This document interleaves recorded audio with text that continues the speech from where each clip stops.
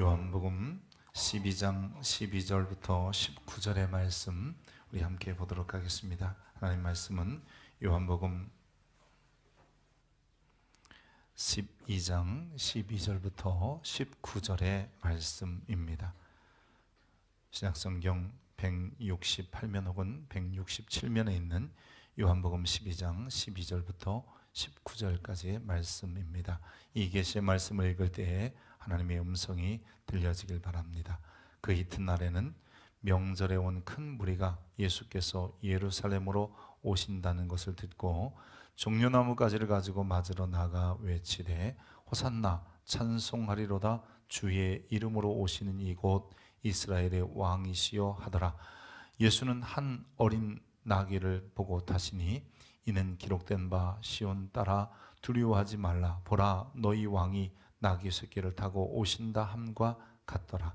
제자들이 처음에 이 일을 깨닫지 못하였다가 예수께서 영광을 얻으신 후에야 이것이 예수께 대하여 기록한 것임과 사람들이 예수께 이같이 한 것임이 생각났더라. 나사로를 무덤에서 불러내어 죽은 자 가운데서 살리실 때에 함께 있던 무리가 증언한지라. 이에 무리가 예수를 맞으면 이 표적 행하심을 들었음이러라.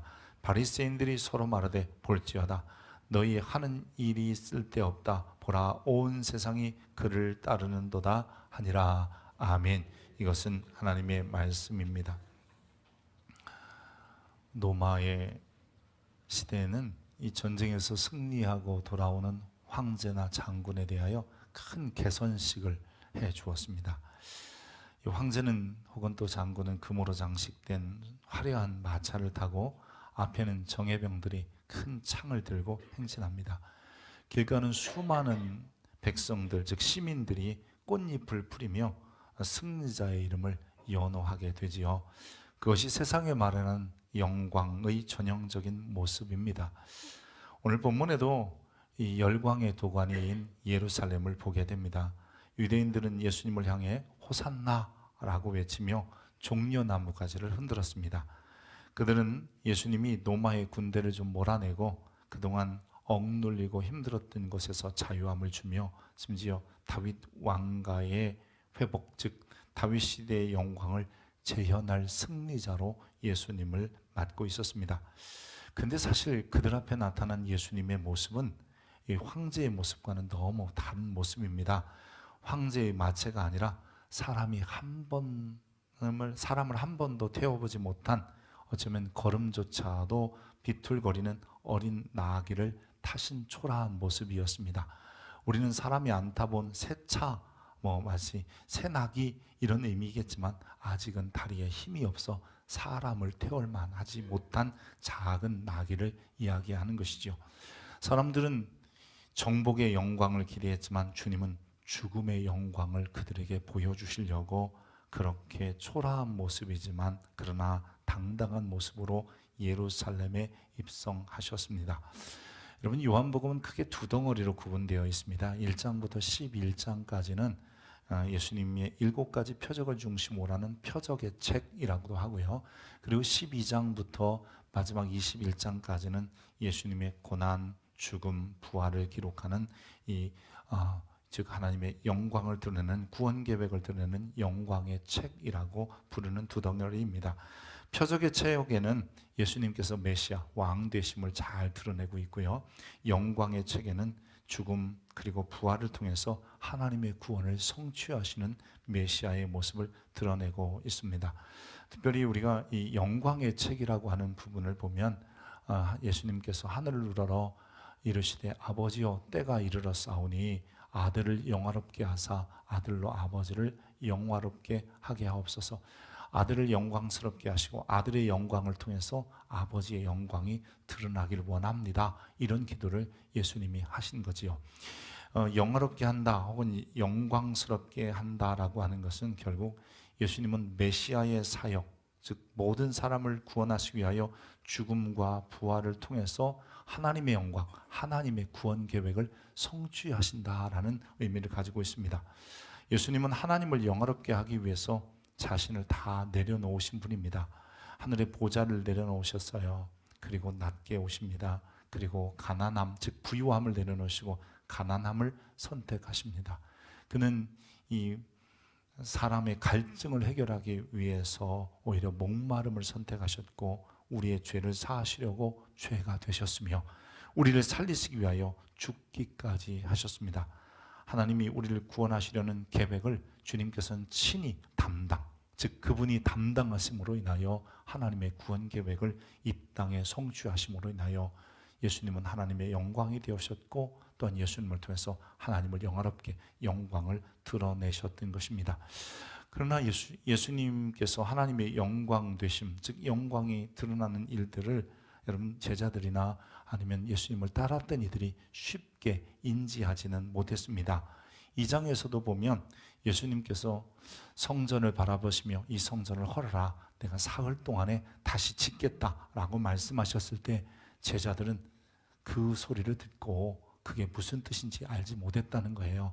예수님께서 죽은 자 가운데서 살아나신 후에야 제자들이 이 성전은 단지 눈에 보이는 건물이 아니라 예수님이셨구나라고 하는 것을 결국 알게 되었다라고 이야기하는 것이죠. 오늘 본문에서도 예루살렘에 입성 때 제자들은 왜 예수님께서 굳이 나귀를 타시고 예수 입장을 하셨나? 왜냐하면 그 당시에는 유월절 기간이었기 때문에 많은 사람들이, 대부분 남자들이 다 예루살렘에 모였다 할 정도로 인산 이래를 예루살렘에 이루고 있는 상황이었습니다. 그럴 당시에 나귀를 타고, 그것도 어린 나귀를 타고 띠뚱띠뚱 하면서 걸어온 모습은 모든 사람들에게 즉 이목이 집중받는 이런 상황이었거든요. 지금까지 예수님이 행하셨던 행보와는 정반대예요. 왜냐하면 그동안은 예수님이 자기가 그리스도 되심을 말하지 말아라 경계하시며 이르시되 어디에 가서도 얘기하지 마 그러셨는데, 지금 자신이 그리스도이시며 왕이신 사실을 지금 드러내고 있는 겁니다. 오늘 본문에도 보면 한 어린 나귀를 타시니 이는 기록된 바 시온 따라 두려워하지 말라, 보라 너희 왕이 나귀 새끼를 타고 오신다 함과 같더라. 여러분, 주님께서 이렇게 지금 나귀를 타고 많은 사람들의 이목을 여기 집중된 상황 가운데서 예루살렘에 들어오고 계셨으며, 심지어 저들이 종려나무까지를 가지고, 이 종려나무는요 흔히 이스라엘 사람들에게는 왕의 나무라고 하는 겁니다. 그러니까 왕이 행차할 때 흔드는 나무가 종려나무예요. 그래서 이 종려나무까지를 가지고 외치되 호산나 찬송하리로다, 주의 이름으로 오시는 이 곧 이스라엘의 왕입니다. 이 왕이라고 외치고 있는 거예요.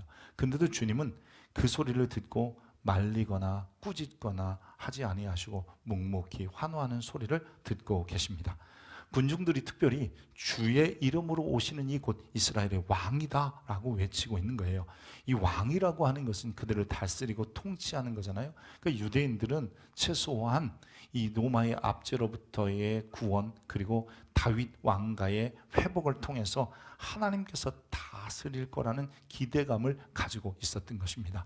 특별히 우리가 잘 아는 이 호산나라고 외친 것은, 이 호산나라는 한마디는 그 글자 자체로는 이제 구원하소서 이런 의미가 있지만, 여러분 그것보다는 이 하나님 나라를 회복시켜 주세요, 우리를 좀 살려주세요 라고 하는 간절한 외침이었기에 우리말로 이것을 좀 곧바로 옮기면 제일 좋은 표현이 만세입니다. 여러분, 우리도 만세 그러면서 만년 살아라 이런 뜻은 아니잖아요. 그러기에 이 호산나라는 의미도 이스라엘 사람들이 가지고 있는 아주 우리나라 사람들이 가진 만세라는 정서가 예수님에게 담겨져서 예수님 만세 혹은 이스라엘에로 오시는 왕 만세라고 외치고 있었던 것이죠. 여러분, 이렇게 주님에 대한 간절한 표현들을 통해서 이 백성들이 기대하는 것들이 있었던 것이죠. 더군다나 이 백성들이 단지 이 예수님을 이렇게 환호했던 이유는 그냥 그분이 말 타고 들어와서가 아니라 이미 나사로의 사건을 목격하는 사람들이 많이 있었기 때문입니다. 그래서 11장에 나사로를 살리신 사건이고, 그 사건 이후에 곧바로 일어난 사건이 예루살렘 입성이었기 때문입니다. 그래서 나사로를 무덤에서 불러내어 죽은 자 가운데서 살리실 때에 함께 있던 무리가, 야, 저분은 죽은 자도 살리는 분이야, 이런 소리를 했고, 또한 이 예수를 맞으면 이 표적 행하심을 들었습니다. 수많은 사람들이 그 얘기가 입에서 입으로, 그리고 거기에 모였던 많은 사람들이 대부분 다 들었기 때문에 예수님이 오신다는 소리를 들으면서 죽은 자를 살릴 수 있다면 우리의 삶도 회복시킬 수 있을 것이고, 저분이 왕이 되어서 나라를 이룬다면 다윗 왕가의 회복이 일어날 거야 라고 하는 마음 때문에 결국은 저들이 그렇게 주님을 호산나 만세하고 환영했던 것입니다. 죽어 썩어 냄새나는 사람을 살리신 예수님, 여러분, 그분에 대한 호기심도 있었겠지만 그분이 다스리는 나라는 결코 아픔이나 고통이 없을 것이다, 이러한 기대감 때문에 호산나를 외쳤던 것입니다. 예수님께서 예루살렘에 입성할 때 예루살렘에 여러 문들이 있는데요, 어떤 문으로 들어가셨을까? 동문으로 들어갑니다. 이 동문의 다른 이름이 골든게이트, 금문이라고 합니다. 이 금문은, 즉 이 동문은 성전과 직접 연결돼서 배단이 벳바게를 거쳐 오셨기 때문에 골든게이트를 통해서 동쪽 문, 그 이름은 금문이라고 부르고요. 또 어떤 문은 어문, 양문 이렇게 부르는 거잖아요. 그래서 어느 쪽에 있느냐에 따라서 동쪽에 있는 골든게이트를 통해서 들어가시게 됩니다. 이 골든게이트, 지금 이스라엘이나 예루살렘 성지순례 가시는 분들은 그 문이 막혀 있는 것을 보게 되는데요. 이것은 1541년 이 오스만 터키의 술탄 술레이만 1세가 이 문을 통해서 유대인들의 이 메시아가 올 거다라는 예언을 막아버리기 위해서 그냥 막아버리고, 그 동문 바로 앞에는 이슬람 사람들의 묘지를 만들었어요. 신기하게도 이 동문 앞에 보면 이슬람 묘지, 좌우편에 보면 유대인 묘지, 크리스찬 묘지, 캐톨릭 사람들의 묘지, 콥틱 처치 사람들의 묘지. 그래서 오히려 동문 앞에 지금 보면 전부 다 묘지만 가득합니다. 근데 기억해 보세요. 메시아가 다시 오실 때 그 문이 열릴 것이며 죽은 자들이 살아날 거예요. 아멘입니까? 어쨌든 주님은 이 골든게이트를 통해서 입성하셨고, 그리고 비록 위풍당당한 모습은 아니었지만 최소한 권세 있는 모습으로 작은 나귀를 타고 가셨습니다. 마가복음에도 그 얘기를 이렇게 표현해요. 너희는 맞은편 마을로 가서 지금 아무도 타보지 않은 나귀 새끼가 매여 있는 것을 보면 끌고 와라. 다시 한번 말씀드리지만 이게 새 차 주님이 타셨네, 이런 의미 전혀 아니에요. 이것은 새 것이라는 경우보다도 아직은 사람을 태우기도 어린 작은 나귀. 그래서 사람들이 볼 때는 그래 화려하지도 않고 대단하지도 않지만 그곳에 계신 분이 왕이라고 하는 것입니다. 여러분, 우리는 나보다 힘센 사람을 섬기고 나보다 대단한 사람만 높이려고 해요. 근데 주님은 지금 사람들 눈에는 우스꽝스러울 정도로 작은 나귀를 타셨지만 그 위에 앉으신 분은 왕이시라는 것을 그들에게 보여주고 있는 겁니다. 여러분, 우리는 기억해야 합니다. 우리의 눈에 보일 때 내가 바라는 기대만큼의 왕이 아니라 그분이 우리에게 보여주시는, 아니 그분 자체가 왕인 것을 인정할 수 있는 성도들이 되시기를 축복합니다. 여러분, 이게 신앙인 거거든요. 우리가 지난주에 요한복음 4장을 통해서 왕의 신하, 즉 헤롯 안티파스의 신하인, 즉 신하라는 말은 바실리코스라고 했고, 이 바실리코스가 예수님께 와서 퀴리오스, 주라고 불렀던 것을 기억합니다. 예수님은 세상에 주군으로 오셨습니다. 임금으로 오신 겁니다. 그러기에 예수님이 어떤 나귀를 탔느냐, 어떤 마차를 탔느냐, 때로는 주님이 그저 걷고 또 걸어서 우리가 볼 때는 행색이 좀 초라해 보여도 그분은 왕이시라는 거예요. 여러분, 이게 한두 사람의 입으로 왕이라고 말하는 게 아니에요. 즉 요한복음 1장에 나다나엘이 예수님에 대해서 이렇게 고백하잖아요. 나다나엘이 대답하여 납비여, 당신은 하나님의 아들이시오, 당신은 이스라엘의 임금입니다 라는 고백을 해요. 여러분, 요한복음 1장은 이 요한복음 전체가 크게 두 개의 표적의 책, 영광의 책으로 구분되어 있댔잖아요. 근데 이 표적의 책과 영광의 책을 처음 서두가 1장인데 이 서두를 통해서 즉 이 1장을 표적을 통해서 설명하고 하나님 예수 그리스도의 고난과 부활을 통해서 설명하는 게 바로 이 요한복음의 특징인데요. 1장을 가만히 보세요. 예수님에 대해서 그분은 태초에 계셨고 그분은 말씀이었고 그분은 하나님이셨다. 그분은 또 하나님과 함께 계신 선지하신 분이시며 성령으로 세례를 주시는 분이시며 그분은 성경에 기록된 분이고 그분은 메시아이고 그분은 이스라엘의 임금이며 또한 하나님의 아들이시다. 뭐 그 이외에도 여러 개 있어요. 요한복음은요 1장에 이미 예수님이 누군지를 전부 말했던 거예요. 그리고 그 이야기가 실제인지 증언하기 위하여 7가지의 기적들, 또 7가지의 자기 선언들, 그리고 예수님의 고난, 그리고 교훈들, 십자가의 죽으심, 그리고 부활, 이 모든 것을 통해서 그분이 진짜다라는 것을 이야기하는 책이 바로 요한복음의 특징이고 요한복음입니다. 그러기에 1장에서부터 예수님이 누구신지를 이야기하다 이제는 모든 사람이 다 예수님의 입성, 그것도 대단한 마차를 탄 것도 아니고 대단한 말을 타고 위험차게 오시는 것도 아닌데 띠똥거리는 말 나귀 새끼를 타셨음에도 불구하고 사람들이 뭐라고 하냐면 호산나 찬송하리로다 주의 이름으로 오시는 이곳 이스라엘의 왕이다 라고 알고 있는 겁니다. 다시 한번요, 최소한 오늘 우리가 볼 때 주님이 좀 초라한 모습이고 왜 하필 그때 오시고 왜 하필 십자가에 죽으셨는지 모르지만 그럼에도 불구하고 그분이 왕이심을 인정할 수 있기를 축복합니다. 여러분, 이게 신앙이에요. 그분이 대단하고 구름 타고만 오셔야만이, 아니면 무슨 권세를 갖고 오셔야만이 아니라 종의 형체를 가져도 낮은 자리에 임하셨어도 그저 모든 사람의 손을 타야 하는 아기로 세상에 오셨어도 그분은 왕이시라는 것을 기억해야 합니다.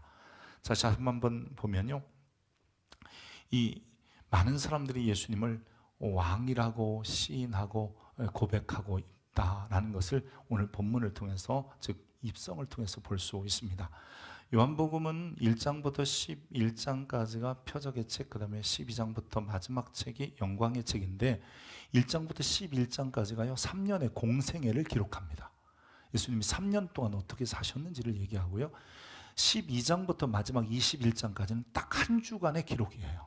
여러분, 그러면 3년을 기록한 것이나 한 주간을 기록한 것이나 분량이 거의 비슷해요. 그러고 보면 요한은 예수님의 마지막 한 주간 기록이 얼마나 중요한지 훨씬 더 비중 있게 다루고 있는 겁니다. 이 시간적으로 보면 한 주간이면 그냥 한 장에 끝냈어도 되는데 12장부터 21장까지 긴 장을 통해서 다루고 있는 것을 보게 됩니다. 이는 예수님께서 어떻게 하나님의 영광을 드러내셨는지 이게 굉장히 중요하기 때문입니다. 예수님은 죽음과 부활을 통해서 하나님의 놀라우신 사람을 향한, 인류를 향한 구원 계획을 드러내십니다. 그래서 예수님의 죽음 자체도 하나님의 영광이 됐을 뿐만 아니라 그분이 죽고 부활하시는 것을 통해서 하나님의 구원 계획을 이루심으로 하나님의 영광을 나타내신 것입니다. 그러기에 우리는 기억해야 되는 것은 예수님의 죽음과 부활은 메시아, 왕의 사역이었으며 하나님의 나라를 세우는 결정적인 관문, 즉 문을 여는 사건이었어요. 그래서 예수님이 예루살렘을 향하여 들어가실 때 여러분, 결국 그것은 단지 그냥 눈에 보이는 예루살렘 성 그리고 입성이 아니라 하나님 나라를 열고 누구든지 나를 따라오는 자는 그의 나라에 들어갈 수 있다는 것을 상징적으로 보여주신 것입니다. 예수님이 왕이셨기에 예수님을 왕으로 모신 이들은 여러분, 그의 죽음과 부활을 믿고 그 부활을 믿을 때 주님께서는 오히려 죽은 자를 살리시고 우리 가난한 자를 부욕케 하시며, 그리고 하나님의 자녀의 지위를 잃었던 자들에게 지위를 회복시키는 이 복음의 역설을 허락하시는 거예요. 다시 말해서 이런 거죠. 왜 주님께서 말 안 타시고 나귀를 타셨을까? 이게 바로 역설적인 설명을 그 안에 담고 있는 거예요. 왜 그분이 그냥 잘 사셨으면 되는데 십자가에 죽으셨을까? 여러분, 그것이 복음의 역설이라고 하는 겁니다. 우리도 예수님을 철학적인 지식으로 연구하고 탐구하는 것으로 영생을 얻지 못한다는 것을 기억해야 합니다. 동시에 예수님이 이루신 기적과 능력을 경험했다고 그분의 백성의 지위를 갖는 게 아닙니다. 오히려 하늘 왕국의 백성이 되고 그분이 허락하시는 영원한 생명, 즉 영생을 얻기 위해서는 그분의 방법, 그 역설의 방법, 그분의 죽음을 믿어야 되고 그 죽음을 확신해야 되는 겁니다. 예수님이 보여주신 영광은 그분의 죽음과 부활을 통해서만 주의 뜻을 이룰 수 있다는 것이었습니다. 그것 이외에 하나님의 구원의 방법이 없다는 거지요. 그래서 하나님의 영광을 드러내는 사건이 바로 십자가의 사건이고, 오히려 예수님에게도 그것은 이 메시아의 사역을 감당하는 일이었기에 예수님께도 영광이 되는 거예요. 그래서 예수님은 아버지요, 아들을 영화롭게 하사, 아들이 십자가의 죽음을 통해서 주의 영광을 드러낼 뿐만 아니라 그 사건이 아들에게도 영광이 되게 하시며, 그것을 통해서 주님이 이루시는 구원의 사건도 하나님께 영광이 되길 원합니다 라고 얘기했던 것입니다. 근데 아직까지도 제자들이 이런 상황 속에서도 예수님의 입성을 이해하지 못하는 거예요. 여러분, 요한복음 12장 16절 한번 같이 읽어볼까요? 제자들은 처음에 이 일을 깨닫지 못하다가, 여기까지 한번 보세요. 이 일을 깨닫지 못하다. 어떤 일이냐면 지금 예수님이 낙이 타고 예루살렘에 입성하는 것과, 두 번째는 많은 사람들이 호산나 찬송하리로다 주의 이름으로 오시는 이 곧 이스라엘의 왕이요, 이 소리 하는 것도 이해하지 못하였다가 예수께서 영광을 얻으신 후에야, 예수님의 영광이 뭐냐면 메시아로서의 사역의 완성이에요. 즉 십자가의 죽음과 부활 사건 후에야 다 그게 그거였구나 라고 하는 것을 생각하고 깨달았다는 겁니다. 여러분, 뭐 늦게라도 깨달았으니 감사하지요. 근데 오늘 우리들도 마찬가지예요. 우리도 이것을 깨달아야 되는데, 과연 우리는 하나님의 백성의 영광은 무엇인가? 내가 어떻게 영광을 통해서 하나님의 영광을 드러내야 되는가? 우리는 흔히 하나님의 영광을 위해 살아야지 라고 말하지만, 내 자신이 하나님의 영광이 되어야 하고, 그럴 때 하나님의 영광이 드러난다는 사실을 우리는 잠시 또 잘못 생각할 때도 있어요. 그러게 다시 한번요, 여러분, 예수님께서 영광을 얻으시고 그리고 그 영광이 하나님께 영광이 된 것처럼 우리도 그럴 수 있는 성도들이 되어야 합니다. 아멘입니까? 다시 한번요, 주님이 과연 그 주님이 영광이라고 하셨던, 즉 영광을 얻으신 후에야 라고 했는데, 이 이야기를 12장 23절 24절은 이렇게 설명합니다. 예수께서 대답하여 이르시되 인자가 영광을 얻을 때가 됐다. 내가 영광을 얻어서 하나님께 영광을 돌릴 때가 됐는데, 그 영광이 뭐냐? 24절 같이 읽습니다. 내가 진실로 진실로 너희에게 이르노니 한 알의 밀이 땅에 떨어져 죽지 아니하면 한 알 그대로 있고 죽으면 많은 열매를 맺느니라. 여러분, 예수님께서 자신이 얻으신 영광, 즉 내가 하나님의 영광이 되어서 하나님의 영광을 드러낸다, 그렇게 말씀하실 때 예수님께서는 이렇게 말합니다. 내가 하늘의 미랄이 되어, 즉 왕인데 왕으로서 죽어서 오히려 나는 그 구원의 사역을 이룰 때 하나님의 영광이 된다라고 말하고 계시는 겁니다. 예수님은 미랄이셨습니다. 예수님은 미랄로 십자가에 죽으셨습니다. 예수님이 죽어서 우리를 살리신 겁니다. 예수님의 죽으심이 하나님의 영광이었던 것이죠. 그렇다면 오늘 우리는 그의 백성이 된 자로서 주님이 이렇게 말씀하시는 겁니다. 너희도 나의 영광이 되라. 아멘입니까? 어떻게 해요? 미랄로 죽으라는 겁니다. 이게 역설이라고 그랬잖아요. 그분의 죽으심은 부활, 그분의 가난해짐은 우리의 부유함, 그분의 목마르심은 우리의 갈증을 해결하셨으며, 그분이 죄가 되신 것은 우리의 죄를 사하신 것이며, 그분이 죽으신 것은 우리를 살리신 거예요. 여러분, 이런 역사를 믿으십니까? 그렇다면 우리도 마찬가지입니다. 우리도 오늘 미랄이 되어 썩어 죽어가야 하는 겁니다. 다 죽은 것 같지만 주님이 거기에 역사를 일으켜 주시는 거예요. 우리가 미랄이 되어 왕의 백성으로 살아갈 때에 결국은 우리가 이게 하나님의 영광이구나, 내가 이렇게 사는 게 하나님의 영광이구나를, 내 영광도 될 뿐만 아니라 그것을 통해서 하나님께 영광이 되는 것임을 믿으시기 바랍니다. 하나님의 영광이 되는 삶은 예수님처럼 나는 죽더라도, 하나님의 영광이 되는 삶은 나는 주님이 자신을 포기하신 것처럼 나를 포기하더라도 결국은 많은 열매를 맺을 것을 믿고 그렇게 살아가는 것밖에 없습니다. 예수님은 세상에 오신 하나님이셨음에도 불구하고 자신이 하나님의 영광이 되기 위하여 미랄처럼 죽기까지 복종하셨습니다. 바울의 증언을 들어보십시오. 그는 근본 하나님의 본체시나 하나님과 같이 동등됨을 취할 것으로 여기지 아니하시고, 여러분 권세와 권력과 능력을 다 포기하셨다는 거잖아요. 자기를 비워 종의 형체를 가지사 사람들과 같이 되셨고, 여러분 예수님이 신이신 그분이 사람의 육신을 입으실 때 얼마나 능력의 제한을 받고 답답하고 힘드셨겠습니까? 심지어는 그가 사람의 모양으로 나타나 자기를 낮추시고 죽기까지 복종하셨으니 십자가에 죽으심이라. 여러분 이게 바로 미랄의 모습이었던 거예요. 우리들도 지금 직장 다니고 사업장을 운영하고 때로는 사회생활을 하고 이런 모든 것들을 통해서 이것이 단지 먹고 살고 나를 위한 삶이 되어서는 안 돼요. 주님께서 우리에게 가장 소중한 하나님의 나라를 허락하시고 영생을 주신 그 주님을 바라보면서 그 주님을 소개하고 말할 수 있는, 여러분 그런 현장으로 우리의 삶의 자리를 만들어야 하는 거예요. 그럴 때 내가 나의 직장을 통해서든 사업장을 통해서든, 아니 내 삶 자체를 통해서, 이 땅에 존재하는 것 자체를 통해서 하나님의 영광이 되는 것이에요. 내가 죽으면 하나님의 영광이 되고 나에게도 영광이고 하나님께도 영광이 되는 거예요. 아멘입니까? 참 이게 쉽지 않아요. 우리는 흔히 이렇게 늘 말하기는 좋아합니다. 내가 먹든지 마시든지 무엇을 다 하나님의 영광을 위해 살 거야. 여러분 그 영광이요, 미랄처럼 죽는 것밖에 없어요.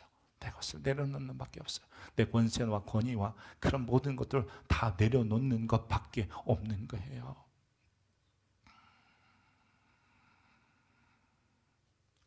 이번에 캄보디아 가서 잠시 여러분들을 만났고 학교들도 많이 다녔는데요. 캄보디아는 인구가 1,700만 명 정도 되고, 근데 이 평균적인 연령이 한 25세 정도 된대요. 우리나라가 한 54세, 55세 되거든요.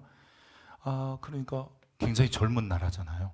아마 그것은 1975년부터 있었던 이 폴포트 크메르로즈 군에 의한 수많은 사람들이, 인구의 25%가 학살되었으니까 참 안타까운 일들이 많이 들었는데, 손이 곱상해도 죽였고요, 안경을 써도 죽였고, 금리가 있어도 죽였고, 책을 봐도 죽였고, 비행기에서 내려오는 사람도 죽이고, 하여튼 외국물 먹은 사람 죽이고 이런 상황이었대요. 그래서 근데 젊은이들이 참 많아요.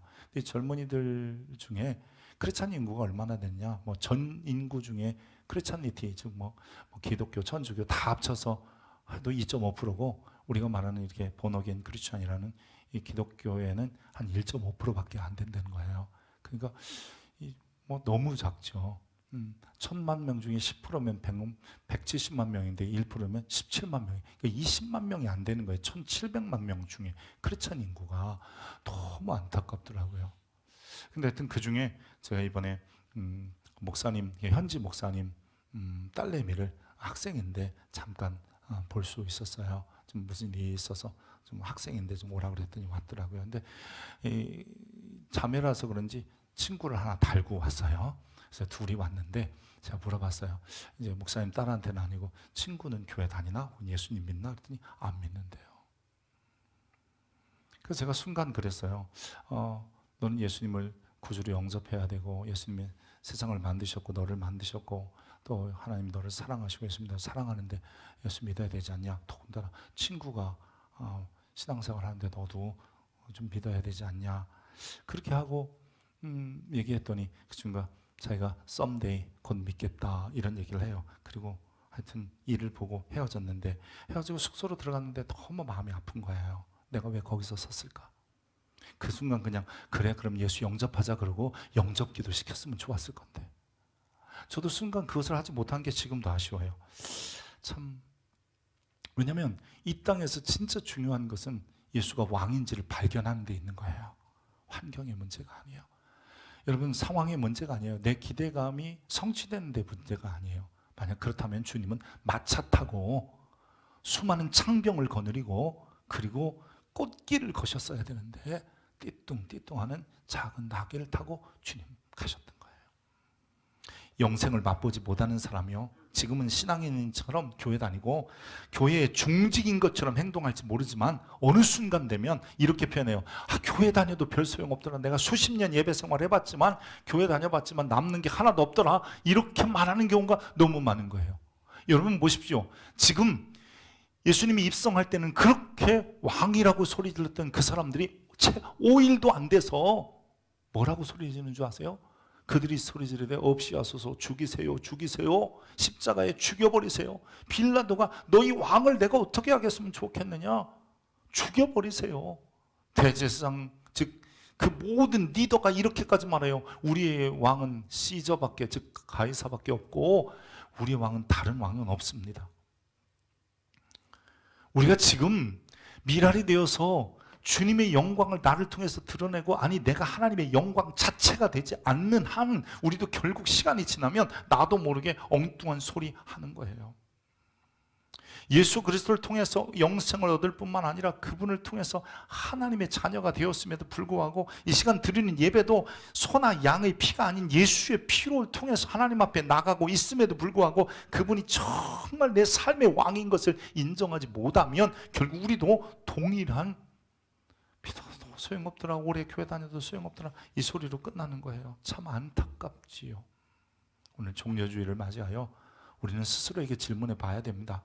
나는 예수님을 왕으로 모시고 사는가? 단순히 세상적인 문제 해결하는 왕이 아니라, 그래서 화려한 마차 탄 왕이 아니라 우리의 영혼을 자유케 하시고 우리를 구원하시는, 즉 죽은 우리를 살리시기 위한 복음의 역사를 가지신 그 예수를 믿는가? 더욱이 그 예수를 믿는다면 예수의 십자가 지심을 따라서 우리도 미랄처럼 내려놓아, 그리고 때로는 포기하고 아니 내가 죽어야 할 때도 있다는 것을 알아야 합니다. 예수님께서는 미랄이 되셔서 십자가에 죽으셨잖아요. 우리는 과연 하나님의 백성으로서, 왕의 백성으로서 어떤 미랄이 되길 원하십니까? 그분은 왕, 우리는 백성. 여러분 다른 게 아니더라고요. 왕이나 백성이나 주님이 원하시는 나라는 다 미랄 같은 왕, 미랄 같은 백성이 될 때 주님이 역사, 그리고 우리에게 영원한 생명과 그 나라의 아름다운 권세를 주신다는 거예요. 그런 고난 주간 되시기를 축복합니다. 기도하겠습니다. 좋으신 아버지 하나님, 오늘 우리들이 예수님을 왕으로 섬기는데 내 삶이나 해결해주고 내 문제나 풀어줄 왕이 아니라 오히려 미랄처럼 죽어가고 영혼을 구원하고 세상을 살리는 왕의 모습을 보이시며, 우리에게도 그런 모습으로 너가 영광이 되고 너를 통해 하나님께 영광을 돌리라고 하시는 소리를 듣기를 원합니다. 주님이 그렇게 띠뚱거리는 나귀를 타시고 입성하실 때도 수많은 사람들이 왕이라고 소리 질렀지만 결국 몇 날이 못 되어 십자가에 죽이라고 소리 지르기도 했습니다. 우리는 그리하지 않게 하여 주옵소서. 끝까지 주님을 따라가며 그 띠뚱거리는 주님의 모습을 바라보면서도 우리도 주님처럼 죽기를 각오하고 다 내 삶을 내려놓기를 각오하고 주님 따라가는 백성들, 아니 왕의 자녀들 되게 하여 주옵소서. 그럴 때 주님께서 이루실 역설적인 역사가 우리에게 일어나서 왕의 나라의 백성, 또한 영원한 생명을 얻은 자로서의 마땅한 가치 있는 삶을 살아내게 하여 주시고 살도록 주님이 도와주시옵소서. 감사합니다. 예수님 이름으로 기도합니다. 아멘.